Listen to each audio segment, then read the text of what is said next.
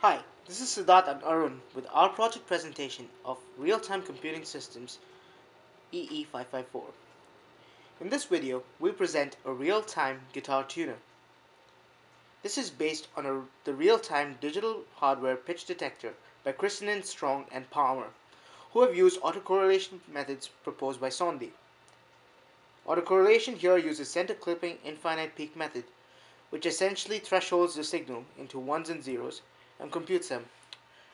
This greatly reduces computational complexity while giving quite accurate results. The paper proposed by Christenen, Strong, and Palmer was intended for voice. However, we have mapped this to be used for a digital guitar tuner. This complete project has been coded in Verilog with multiple codes and modules for different areas of the design. It uses a FIFO arrangement buffer with a single port write and dual port read. There's a dual port for reading to account for autocorrelation lags. A state machine governs acquisition, processing, and output display.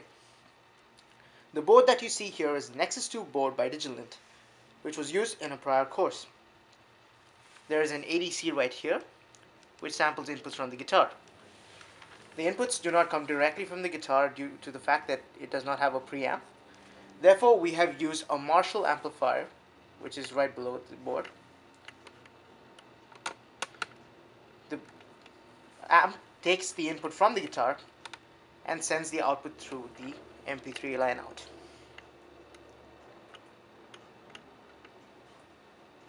The ADC is made by National Semiconductor with a 12-bit sampling output at a maximum theoretical speed of 1 million samples per second.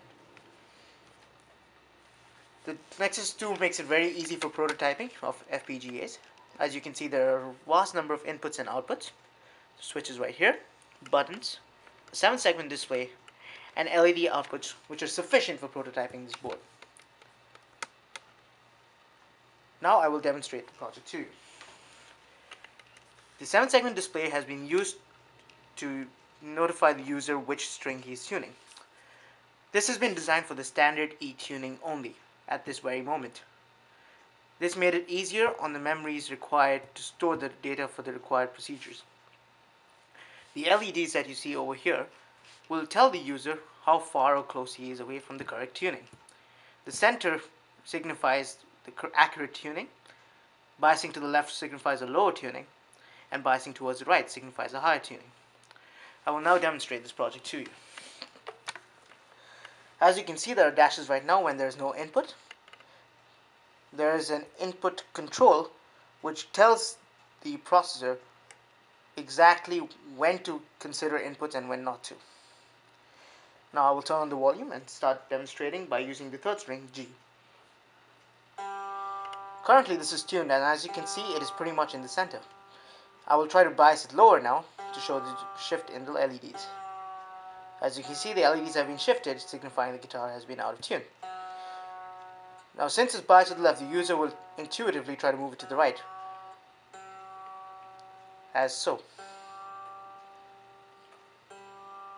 Now that this is tuned, I will try to move to the next string, D. Biasing lower, biasing higher, and biasing back to the center.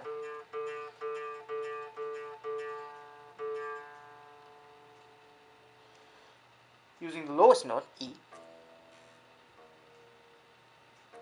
lowered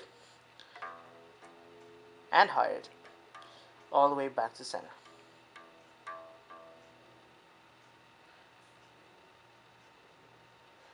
The advantage of such a system is that since we do not use complicated multiplies, this makes the system very fast. Therefore, the computation reduces drastically, which makes it apt for a real-time system. Considering real-time requirements, the buffer size had to be reduced in order to signify trade-off. But due to the algorithmic efficiency of this method, we can see that the process still maintains a real-time application. Thank you.